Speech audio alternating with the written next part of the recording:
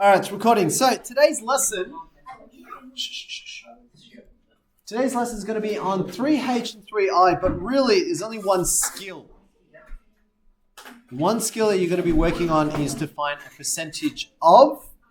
Now, the first bit is just to remind you what you did in 3G, just in case you forgot what about 3G was about.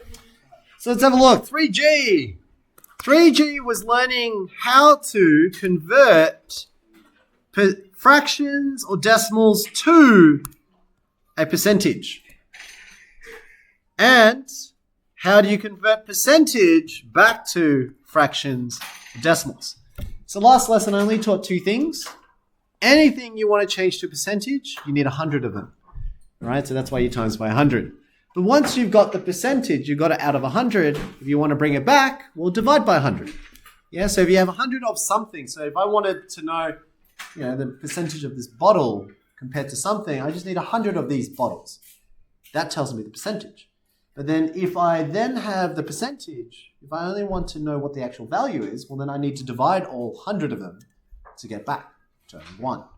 That's why fractions, or percentages back to any number or proportion, we divide by 100. Whereas if you want to convert it to percentage, you need 100 of them. That's why we times by 100. Okay? So all of the skills that you're going to be doing here is just be multiplying by 100 or dividing by 100. Obviously, it challenges you if your fractions or your decimals by timesing or dividing 100 is a problem. Most of you can do decimals times and divide 100. Not all of you can do fractions times or divide by 100. That's where it separates some of you. Okay? So we're going to do some practice here. So let's have a look at the first one. Example 1, Demi scored 12 out of 20 for their test on a percentage test. And the question is, what did Demi score, or what did Demi score in terms of a percentage? So let's think about it. Out of 20 marks, Demi scored 12. So it's 12 for every 20, or 12 out of 20. That is a proportion or a fraction. You can write it as a ratio as well. But that's the proportion. So if you want to know what the percentage is, we need 100 of them. Now, there's a lot of ways to do this. The most traditional way is times by 100. Okay, write that down. This is the most traditional way. I'm going to show you some alternative thinking ways as well. If we do it like this, 12 over 20 times 100, 100 is a whole number, but not a fraction. So how do I write that as a fraction? 100 over 1. So once I write 100 over 1, that now changes to a fraction. Now when you multiply fractions, we know it is top with top and bottom with bottom. So usually you would do 12 times 100 and 20 times 1. What's the problem? Numbers get really large. Now some of us are okay with dealing with large fractions and then simplifying it. Most of us aren't, because our times tables aren't strong. So one of the first things I tell you to do is before you do top with top and bottom with bottom, simplify. And there's two numbers I can see that you can simplify. Which two numbers, Kyle? 100 and the number 20. Now those two numbers, what's the common factor? What's a number that can be divided into 20 but can also be divided into 100? Leon? 5. We can go with 5. And if we simplified a bit earlier, we say, all right, well, let's see how many 5s fit in 100 and how many 5s fit in 20. How many 5s fit in 20, Elliot? 4. So this now becomes 4. How many 5s fit in 100? Let's go with Josh. How many 5s fit in 100? 20. Very good. So this now becomes 20. And your fraction is much easier. It's 12 out of 4 times 20 over 1. That's a much better fraction, but I still see two more numbers, a top number and a bottom number that I can simplify. Which one, Bo? 4 and 20. 4 and 20. That's also another one. So 4 and 20. What number goes into 4 and 20? Ashwin? 5, so 4 times 1 and 2. Wait, there's a lot of numbers. What number goes into 4 and number goes into 20? 2. You can do 4 and you can do 2. This is what I mean. So everyone here is going to be different in terms of how strong their factors and multiples are. Here, highest common factor of 4 and 20 is actually 4, but you can do 2. You can keep halving if you want. Doesn't matter. point is that over time you make it smaller. To me, I would say 4 goes into 4, and 4 also goes into 20. How many 4 goes into 4? 1. So this now becomes 1. How many 4 goes into 20? 5. So this now changes the problem to become 12 over 1 times 5 over 1, which is now a much simpler fraction. From there, this is when we say top with top, bottom with bottom. It was much better than doing 12 times 100 and 20 times 1 because the numbers are much smaller now. Let's go. What is 12 times 5? So top with top, what's 12 times 5? 60. But then 1 times 1 is 1, and 60 over 1 is the same thing as writing 60. Now my answer is not 60. The answer should be? 60%. Good. Because we're trying to change it to a percent. So Dimmy, if Dimmy scored 12 out of 20 and I had 100 of these proportions, 100 of those 12 out of 20s, if I kept adding 12 out of 20 plus 12 out of 20 plus 12 out of 20, I will end up with 60 per 100. Okay, so that's what it actually means, 60%. This is what I mean. Exercise 3B, if you're not good with your multiplication, this is a good time to practice. If you're not yet, there's an alternative method, but doesn't always work. You can get a bit creative and you can ask another question. You can say, 12 out of 20, you're trying to get 100, right? You're kind of trying to get 100 because it's out of 100, 60 out of 100. So if you want out of 100, you can look at it and say, well, 20 times what will make 100? This is exercise 3A times 5. So to get 20, do get 100 times 5, but whatever you do to the bottom, do to the top. And you would also get 60 for every 100, which is 60%. Now this one felt easy. That's only because 20 can actually get to 100. Not all problems get to 100. You can get a bit creative if you want. There's a lot of different ways that I know the Year 7 group is working with. They're working how to change from denominator to 100. Not all numbers work. For example, 7, 9, they don't fit well. Then that's why you need to know a particular method you can use for all scenarios. But when you get nice problems like these ones, then you can find a shortcut. That's another way. Okay, but it doesn't work all the time. So I teach you something that works all the time, but it doesn't mean you need to know your fractions. Yeah? All right, let's try the next one. This one is now just a slight difference in the thinking about it. And I see a lot of students make this mistake. So I'm going to show you where the mistake is. Let's say you had $1 in your pocket. So let's say Y for you. You had $1. And then Mr. Tran comes along and says, you know what? I think $1 won't do you well for lunch. So I'm going to give you another $7. So I give you $7. How much do you have now? If I gave you another $7, $8, right? The change was you had an extra plus 7 to get there. When they asked you, what is the percentage of gain in your pocket? What we're asking is, that extra $7, was that a 50% gain? Was it an 80% gain? Was it 1% gain? How do you work out the percentage? Now the percentage, this is where students get confused. See, you got an extra $7, but out of what? Is it out of 8 or out of 1? Out of 1. It's out of 1. Now the reason why is because 8 is a future money that you don't have. That's a future thing. You haven't gained the $8 yet. It's 7 out of what you began with. So it should be 7 out of 1 is your proportion. Now remember, once you got a proportion, how do you change it to a percentage? Times 100. Times 100. And it's 700. That's right. So from here, we can already see top with top, bottom with bottom. It actually gives you the percentage. Tells you that you get 700 over 1, which is the same thing as saying 700%. Which makes sense because you start out with $1. If I gave you an extra $1, that's 100% of what you have. Got an extra 100% of what you had. So if I gave you 7 times the amount that you have, makes sense that you've increased by 700%. Okay? Now, if this scenario feels a bit confusing to you, I'm going to give you a formula. What's the mistake that most students do? They don't know is it 7 out of 1 or 7 out of 8? It's always out of what you actually have. Yeah? So here's a formula to help you. It is always the change. And how do you work out the change? It's just whatever you will end up in the future minus what you started off with. That's how you know what the change is. Divided by what you initially had. Okay, so change divided by your initial value times 100. That's how you make it into a percentage. Okay, so whatever the change is, no matter where you start, if you start with $5 and then you end up with $7, what is the percentage change? You would do then 2 out of 5 times by 100. Okay, but that's for you to practice. So that's exercise 3H, working about change into a percentage. Okay, so just working out that change. So that formula could be useful for some of you. Now, can you flip over the page? So that's example 1, example 2. I'm now going to show you example 3 using fractions. So I'm giving you an actual proper method.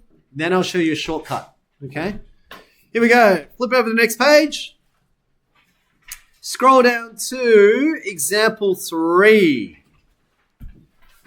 Now notice in example 3, I split up the notes into 2 columns because there are 2 ways to do it. One way, you can do it when you're going to the shops, which I'll show you later. And the other way, you can do it for any fraction or any percentage, no matter what happens. Yes, Elliot? Can I read about your tip? Yes, you can. Let's go. All right, let's start. Fraction method. When they're asking, what is 32% of 20? This is what they're asking. 32% of 20. We actually break it down into mathematical terms. What does 32% mean again? 32 over 100. So write it as a fraction. 32 over 100. 20, which is 20 over 1. So I'm just writing the numbers. The confusion is of. What's the of mean? Is it add, subtract, multiply, or divide? Times. Now some students think it's divide, but it's actually times. And I understand why students think divide.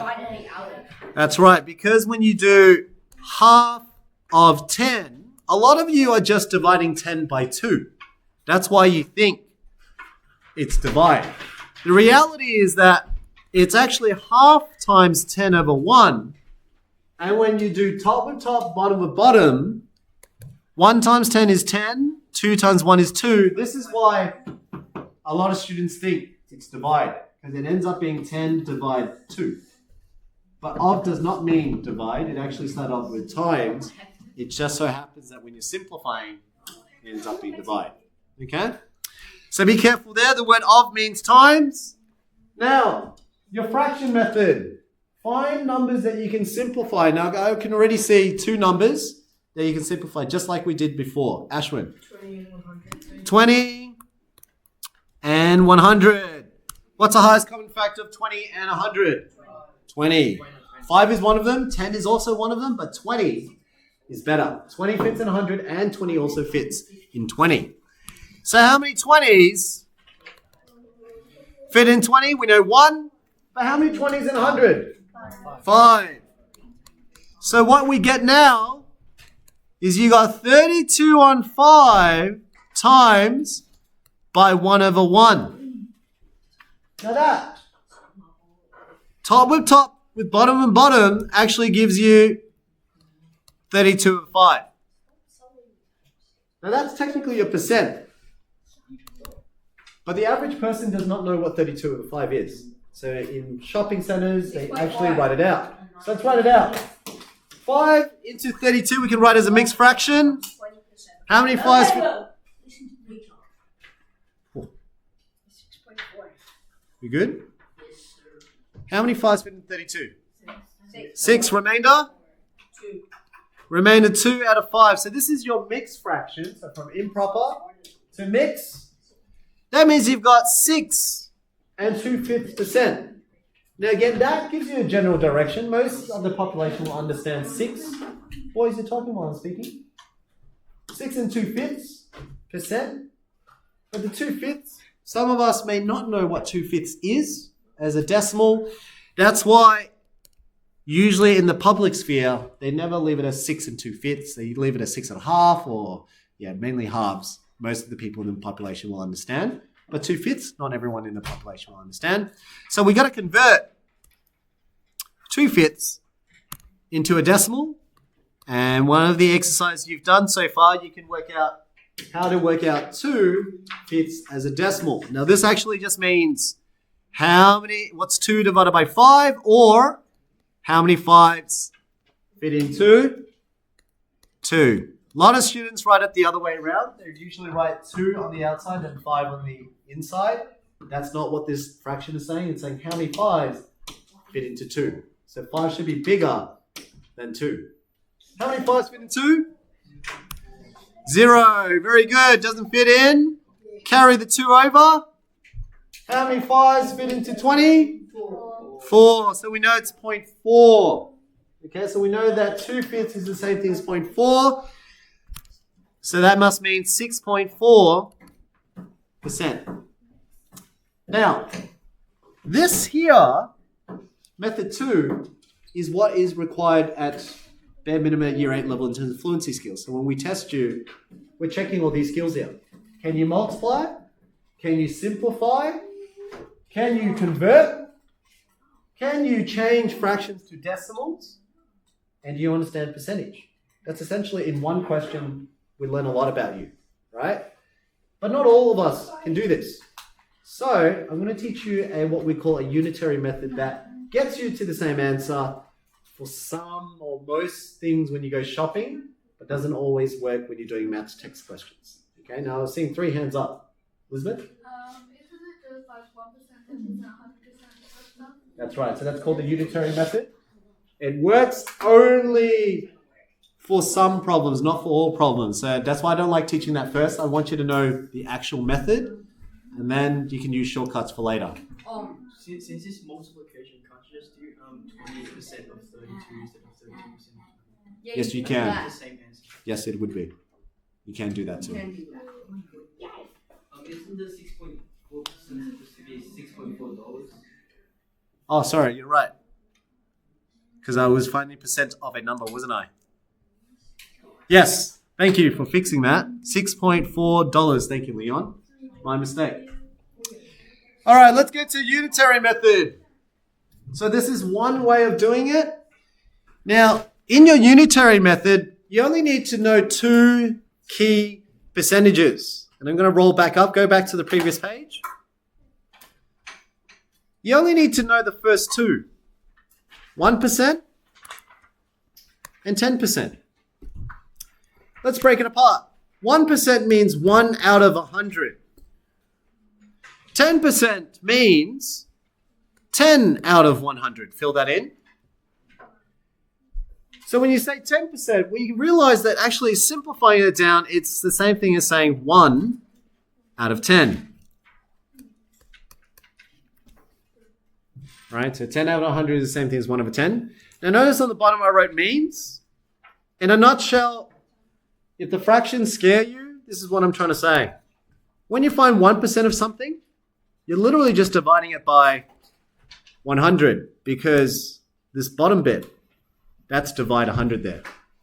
Same thing with 10%. Every time you say 10% of a number, what you're actually doing is dividing it by 10. Because the denominator says divide 10.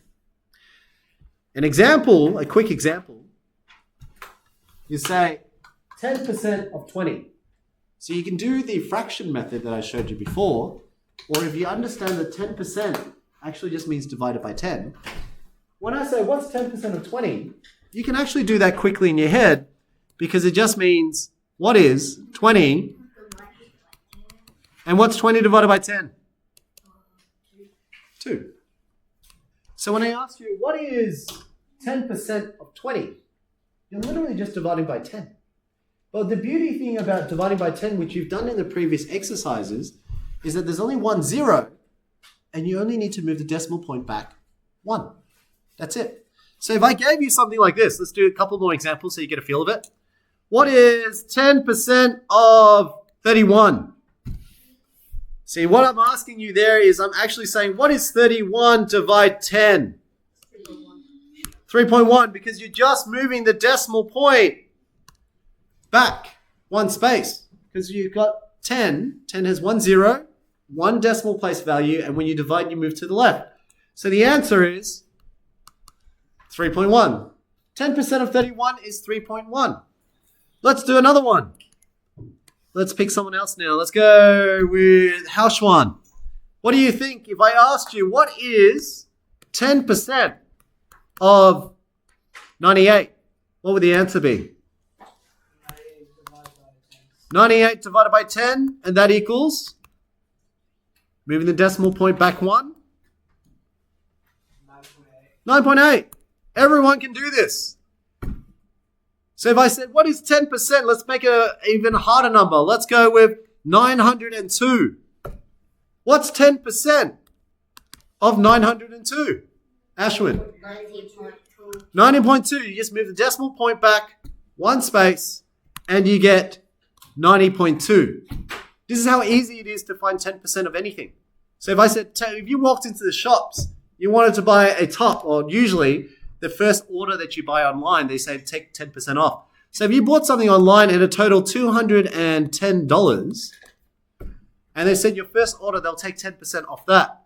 So 10% off. Let's work out, well, how much are they taking off? 10% of 210 is what? 21, because you're just moving the decimal point back one space. So you know when they say, oh, for your first order, they'll take off 10%. What they're saying is they will take off $21 at the end of your order. Because that's what 10% is. 10% of any number, you're just dividing by 10. Now the beauty of knowing 10% is you can work out for anything else. For example, what if I asked you now, 20%, actually make it 30%. 30% of, let's make it an easy number. Let's start off with 60. So, we didn't know 30%, but we know 10%. 18. But 10%, you can add it 3 times to make 30. Yeah? Because 30% is made up of 3 tens.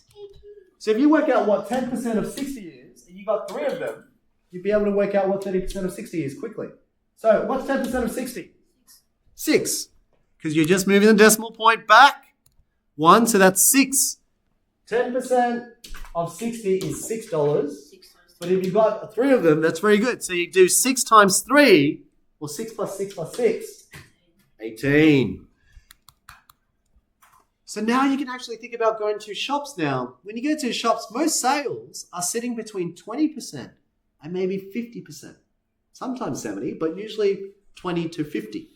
All those numbers are multiples of 10. You can quickly do them. So if you walked in a shop right now and you saw a nice t-shirt that was $45, but it's a winter sale at the moment because no one wears t-shirts in winter. So they're like, oh, you get a nice 40% off, which is huge. Let's work this out. 40%. You just need to know what 10% is first. Elliot, what's 10% of 45? 40. Well, just divide it by 10. 4.5. Because you're just dividing it by 10, move the decimal point back 1 spot. That's it. That's all you're doing in your head. Just move the decimal back 1 spot. That's what 10% means. Yeah? So if you move it back, it's 4.5. Now, 10% is 4.5. But 40% means you've got 4 of them. So that means you've got 4.5 plus 4.5 plus 4.5 plus 4.5. Because each one is 10%. Now let's think about it. 2 of 4.5s. If you have $4.50 plus another $4.50, what do you get? 9. So each pair is 9. So that's $9. That's $9. So how much is it in total? 18. So if you knew that the top was $45 and you walked in the shop, you can quickly do this in your head. You don't actually need to write it down. You can actually think about it and say, oh yeah, that's about $18 off 45. That's almost half of it off, which makes sense because 40% is almost half off. See how quick that is? So we go back to our problem now. Let's scroll back. Let's scroll back. 32% now. Let's say there was a top that you saw, and it's rare that anyone does 32% in a shop. But let's say if it was. $20 for a t-shirt. $20 for a t-shirt. And the store owners are telling me they're going to take 32% off that purchase because they like you, right? 32% off. That's how much they're taking away. We just need to know what 32% of that is. So again, 32% can be broken up into 3 tens, but that 2%, you can get 1% and 1%, or you can take a 10% divided by 5. Because 10 divided by 5 gives you that 2. Yeah? So let's work out 10%. What's 10% of 20? What's 10% of 20? 2. Because you just moved the decimal point back 1. So in your head, you can do this. You can do, 10% is $2. So 30% must be what? $2, $2, $2. $6 already. So 30% is $6. But then to get 2%, I know that it's just 10 divided by 5. 10 divided by 5 gives me 2. So I'll take the 10% and divide it by 5. 2 divided by 5, you can either do that in your head, or I like the other method where you use the 1%ers. Yeah? 1% are nicer. Now remember I said, what does 1% mean? What does 1% mean? Divide by 100. Yeah? So this is easier. 1% of $20 just means take 20 and divide it by 100. Now when you divide it by 100, there's 2 zeros. So you move back twice. Now if you move it back twice, what's the decimal? 0.2. Which means 20 cents. 1% is 20 cents. So 2% must be? Yeah, double of those 20 cents makes 40 cents. Yeah? So total, if I got 2 of those 1%, so 1%, 1% now is 20 cents. Another 1% is another 20 cents. You can actually do this very quickly, or roughly quickly in your head. It's just not normal to do 2%. Yeah? But there, let's do it together. That's $2 plus $2 plus $2. So 2. That's $6 there. Plus another 20 cents, plus another 20 cents. $6.40, which is exactly what we got over here. Okay, same thing. Again, like I said, unitary method, whilst it's nice, it's probably the most useful when you're going shopping. When you go out there, when you go online, most of the percentages that they do is never that weird. They keep it in multiples of 5.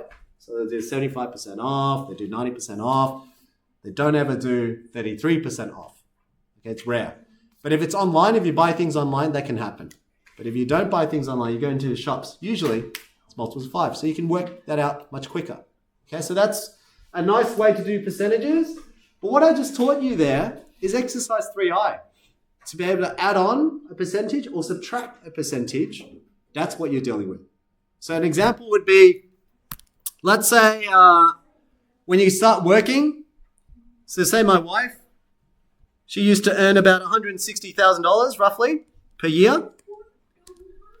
Yeah, I know.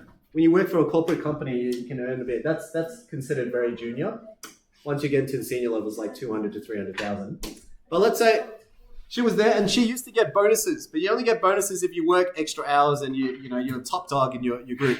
She does get the bonuses, and the bonuses are usually an extra 25%. Let's work out what my wife would have got in one of those years when she got an extra bonus, where an increase of 25%. What has she earned, right? Let's work it out. Quick maths. 25 is like saying 20% and then a 5%. 20% can be broken up into 2 tens. So let's work it out. What would be 10% of 160,000? 16,000. Move the decimal point back 1, right? So that's now $16,000. 16 times 2. So 16,000 times 2, because you got 16,000 plus 16,000. What's 16 plus 16? So 32,000 $32,000 is equivalent to 20%. How do I work out 5%? Yeah. Or you can find 10% and halve it. See, there's a lot of ways to do it. Yeah, because if you get 10% and halve it, you get 5%. True? 10% was 16,000, so 5% must be 8,000, because you're halving whatever 10% is. So this is, So she makes total 200K. so that would have been 32 plus another 8,000. That's a total of 40,000. And in that year, she would have made 200K for that extra bonus. But that's exercise 3i. So 3i is adding on a percentage or subtracting a percentage. So say if she lost, for example, now that she's not working full time and she's taking care of the baby, she's working part time. So there's a reduction of about 60%. You can work out how much she would be earning. Get me? So that's 3i. But to do 3i, you do need to know a bit of percentages and fractions. The unitary method is a nice, quick way. This is the method we're trying to test at year 8 level. In reality, we all do calculators. Yeah, she doesn't do all this by hand. She does it on Excel, and that's what she gets paid for. The reality is you need the knowledge. People pay for knowledge, not for laborious work. AI can do this now. Yeah? What you're learning is to take what you can see here and then apply. It's the theory that I'm trying to teach you. Okay? All right, so I'll stop there. That's 3H, 3I. 3H was about converting to percentages. And then 3i is applying that into marketing up or marketing down. Okay? Just stop the video there.